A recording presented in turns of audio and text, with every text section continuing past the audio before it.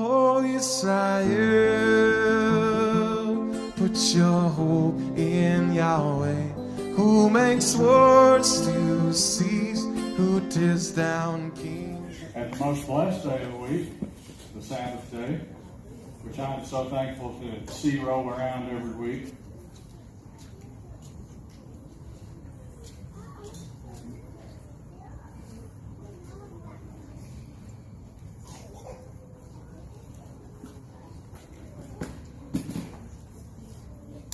And we should be able to get started here momentarily.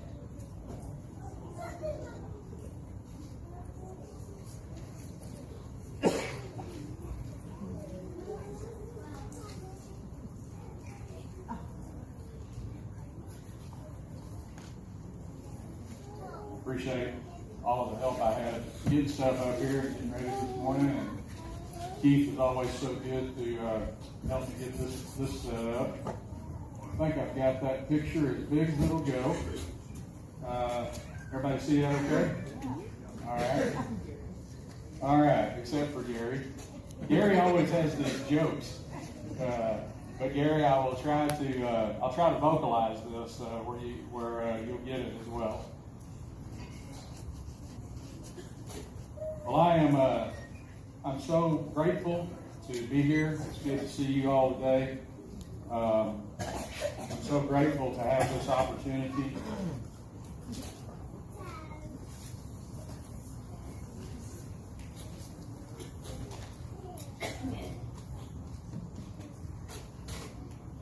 And today, as you possibly can see on the screen, I would like to speak about an eye for an eye and a tooth for a tooth.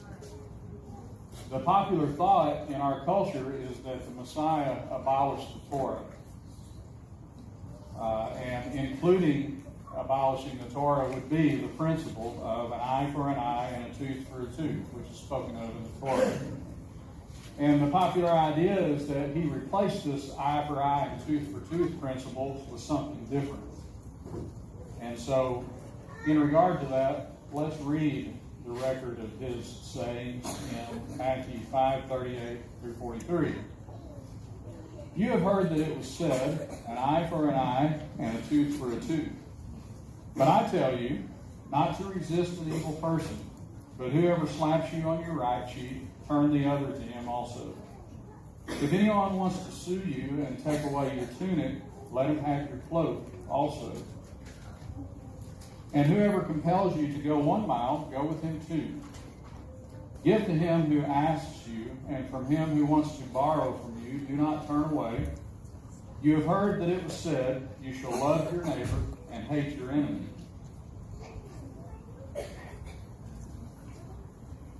And so with that in mind, let's delve further into this. And why is this important? Because if it is true that the Messiah abolished this Torah principle, then why not also believe the popular notion that he abolished the entire Torah, commonly called the law? However, Scripture and historical context show that instead of abolishing the Torah, the Messiah corrected the misinterpretation and abuse of the Torah.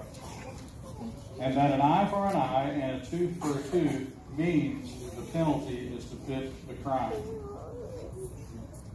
And so as we continue, we will discover that Scripture and the historical context supports these conclusions.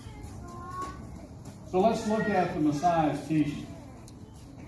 Who could imagine that Yahshua changed or abolished the law in verses 38 through 43, which we just read from Matthew 5, after his emphatic proclamation earlier in this same chapter of Matthew 5, in verses 17 through 18, where he said, do not think that I am come to destroy, or that I came to destroy the law or the prophets. I did not come to destroy, but to fulfill. Now, fulfill obviously doesn't mean destroy. In fact, if you look up fulfill, it means to fill up, which means to do. For assuredly I say to you, till heaven and earth pass away, one jot or one tittle will by no means pass from the law till all is fulfilled. And so let's look at this jot and tittle. I spoke of this in my message last month, but I want to review it again this month, and it'll be a little shorter this month, but for those who did not get to hear it last month, this will, I think there's still enough information in here to support what I want to show here. And the fact is that the jot corresponds to yod, the smallest letter in the Hebrew alphabet. And a tittle is a small stroke of a pen or a dot. And we see this exhibited in other translations. Notice the NIV 2011 edition of Matthew 5:18. The part that I have highlighted there, it says, not the smallest letter, nor the least stroke of a pen. That those won't disappear from the law until everything is accomplished. In the Revised Standard Version of Matthew 5:18, it says, not an iota, not a dot will pass from the law until all is accomplished. As I pointed out last month, iota is the smallest letter in the Greek alphabet. And it's even made its way into our English language in the phrase, not one iota, meaning not the slightest amount. And I gave an example sentence last month where I said, Chuck Henry does not have one iota of bricklaying experience.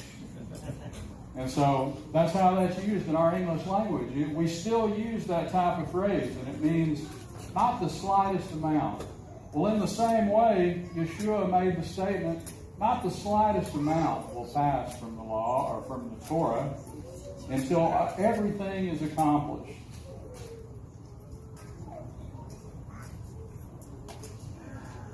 Let's also look at Luke 16:17. From the NIV 2011 edition, it says, it is easier for heaven and earth to disappear than for the least stroke of a pen to drop out of the law. The Revised Standard Version of that verse says, but it is easier for heaven and earth to pass away than for one dot of the law to become void. So has the law become void? No, not according to the Messiah. To further put this in perspective, the next page displays the Hebrew alphabet. And so I displayed this also last month, but just a quick review here, and I'd like to get this to where hopefully all of it will fit on the screen. Bring this down some.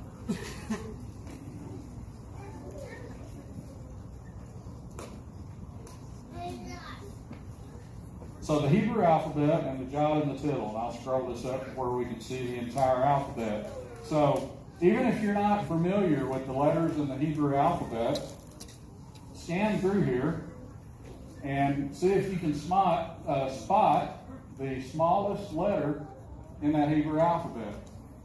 A clue is that it's highlighted in the yellow box, and it's the yod. And also, here's an example of a tittle, a small mark at the top of the Hebrew letter lamed. And so, what the Messiah said is not even these small little things will pass from the law until all is fulfilled, or in Luke's account, the way he puts it, is that it's easier for heaven and earth to pass away than for one tittle of the law to fail. So it's not very easy for one least little part of the law to fail. Have heaven and earth passed away? No, we are still here living on this earth, and the heaven is above us. And so this vantage point gives a clear view that nothing has passed from the law. And so what I want to go on to examine now is the fact that Yahshua corrected the misinterpretation and abuse of the Torah. Regarding eye for eye and tooth for tooth, the NIV Study Bible states, this represents a statement of principle. The penalty is to fit the crime, not exceed it. An actual eye or tooth was not to be required, nor is there evidence that such a penalty was ever exacted. Messiah, like the middle-of-the-road Pharisees, the school of Hillel, objected to an extremist use of this judicial principle to excuse private vengeance, such as by the strict Pharisees, the school of Shammai. Also, the Jamieson, Fawcett, and Brown commentary states, "To us it seems as plain as possible that our Master's one object is to contrast the traditional perversions of the law with the true sense of it as expounded by himself." And we see further proof from the context of Matthew 5. If we will just carefully read the context of Matthew 5 and compare it to what the Torah says. For example, nowhere does the Torah state, "Whoever slaps you on the cheek, you shall slap him back." Nowhere does the Torah state, "You shall love your neighbor and hate your enemy."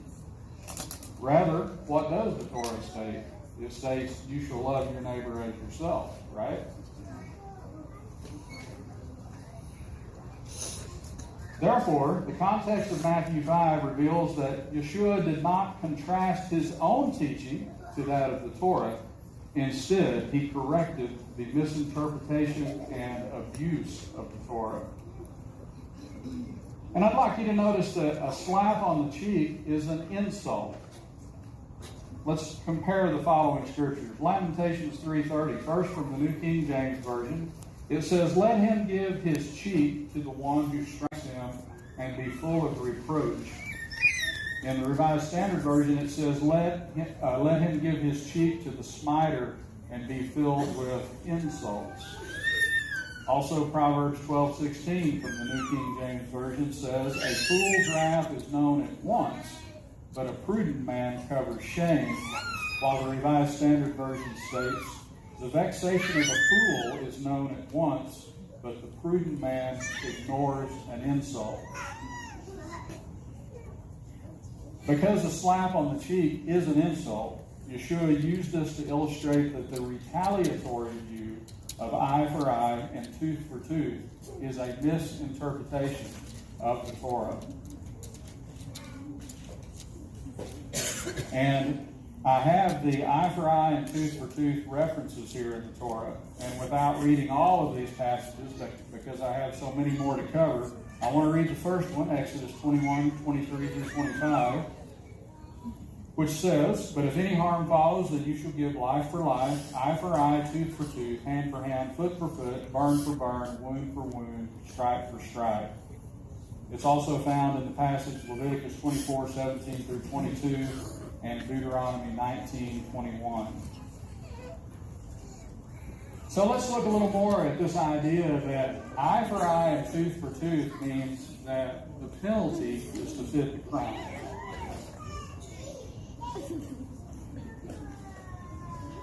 And we're going to spend a while in Exodus 21 and 22.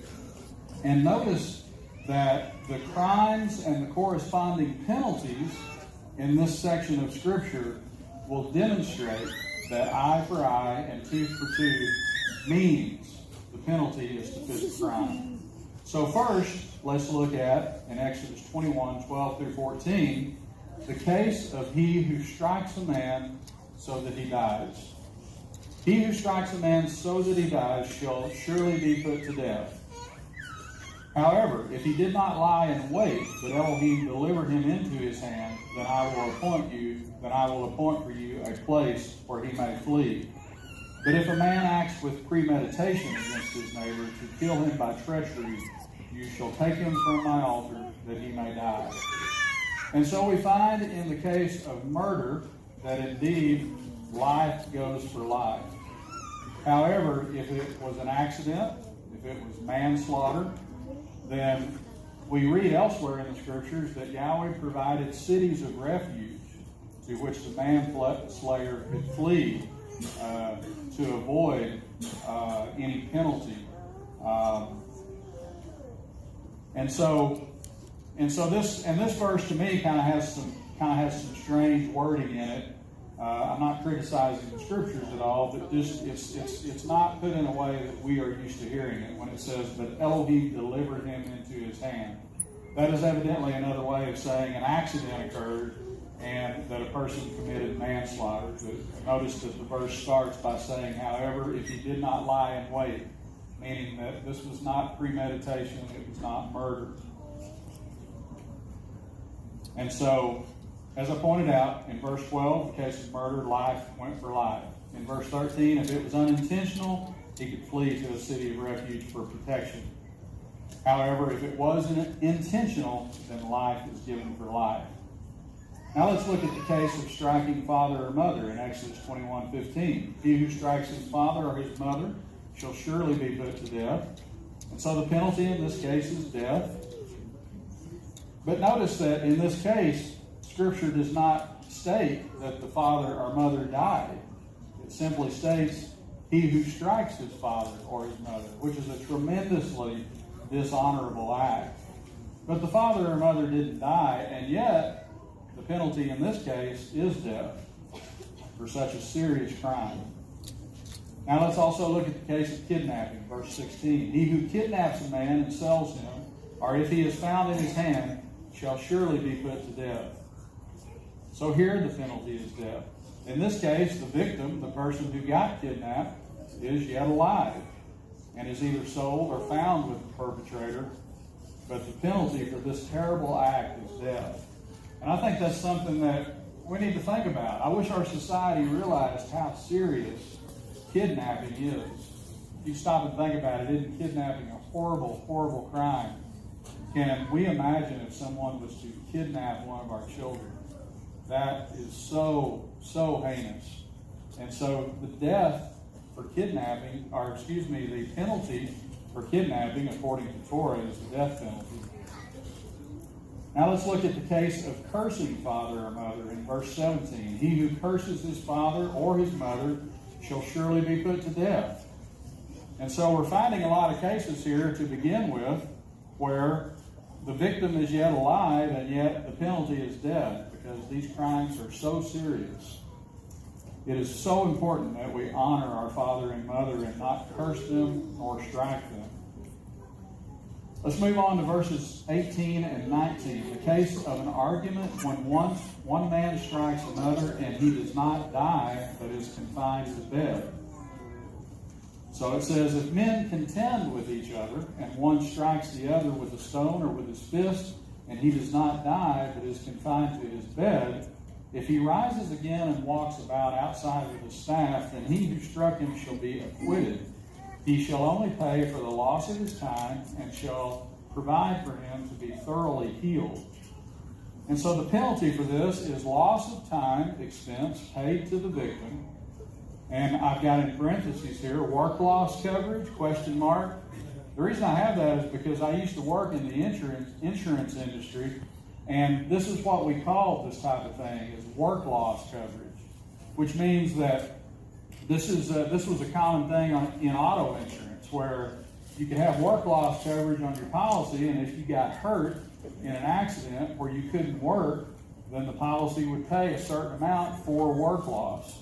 That's what this sounds like, that is being provided for in the Torah, that he must pay for this person's loss of time because he injured him. Also, medical expenses seem to be included because it says, and shall provide for him to be thoroughly healed. As an example, suppose the victim's leg is broken. Notice that the remedy is not that the victim, once healed, repays the offender by breaking his leg. Now that's the common way that people have in their mind that an eye for an eye and a tooth for a tooth works. They have this retaliatory view that, hey, if a person does something to you, you go and repay him likewise. But as we are seeing in the Torah, and as we will continue to see in the Torah, the penalty is to fit the crime. So the offender, if he has his leg broken by somebody, the remedy is not that then he gets better and then he goes and breaks his neighbor's leg. The remedy for this is much different than that, and it is very just and fair. Verses 20 through 21. So we're just flowing through Exodus chapter 21 here. So we'll go to verses 20 through 21. The case of beating a servant. If a man beats his male or female servant with a rod so that he dies under his hand, he shall surely be punished. Notwithstanding, if he remains alive a day or two, he shall not be punished, for he is his property. So if the servant dies, it appears that the penalty was death. It says he shall surely be punished. And we know that we read about life for life. If the servant dies not, the man has injured his own property. There is no further penalty. Verses 22 through 25, the case of injuring a pregnant woman and causing her to deliver prematurely. Verses 22 through 25. If men fight and hurt a woman with child so that she gives birth prematurely, yet no harm follows, he shall surely be punished accordingly as the woman's husband imposes on him, and he shall pay as the judges determine. But if any harm follows, then you shall give life for life, eye for eye, tooth for tooth, hand for hand, foot for foot, burn for burn, wound for wound, stripe for stripe. So in regard to the penalty, first notice that the woman is injured and gives birth prematurely. Yet, if no harm follows, that is, both the baby and the mother are safe, the offender is punished according to what the husband and the judges determine. Notice that the husband does not repay the offender by going and punching the offender's pregnant wife, if he has one. Now the phrase, if any harm follows, that is to either the baby or the mother, then the penalty is to fit the crime, up to and including life for life in the case of death. And by the way, this is an example that tells us babies in the womb should not be put to death. They are important people, as are people living outside the womb. Exodus 21, 26 through 27, the case of a servant who suffers the loss of an eye or a tooth. If a man strikes the eye of his male or female servant and destroys it, he shall let him go free for the sake of his eye. If he knocks out the tooth of his male or female servant, he shall let him go free for the sake of his tooth. The penalty here is that the servant goes free. Notice that the servant does not repay his master by putting out the master's eye or knocking out the master's tooth. Verses 28 through 31, the case of an ox goring a person to death. If an ox gores a man or a woman to death, then the ox shall surely be stoned, and his flesh shall not be eaten. But the owner of the ox shall be acquitted. But if the ox tended to thrust with its horn in times past, and it has been made known to his owner, and he has not kept it confined, so that it has killed a man or a woman, the ox shall be stoned, and its owner also shall be put to death. If there is imposed on him a sum of money, then he shall pay to redeem his life, whatever is imposed on him, whether it is gored a son or gored a daughter. According to this judgment, it shall be done to him. So the penalty, if an ox with no previous goring history gores a man or a woman to death, the ox is to be stoned but cannot be eaten, and the owner is acquitted, though he suffers the loss of the ox, including the loss of its use as food. However, if the ox had a previous goring history and the owner was warned but did not keep the ox confined, the death penalty applies to the ox and its owner. Verse 30 provides an exception to the death penalty for the owner, such that if a fine is imposed, the owner may pay this fine in exchange for his life. We can compare this to Genesis 9:5, which says, "Surely your lifeblood I will demand a reckoning. For your lifeblood I will demand a reckoning. From the hand of every beast I will require it, and from the hand of man. From the hand of every man's brother I will require the life of man." And so I just thought that is very interesting, because way back in Genesis 9 we see Yahweh saying, not only will he require the life of man at the hand of man, but he will also require it at the hand of a beast. And so this is what we find specified in Exodus as we are reading through these laws.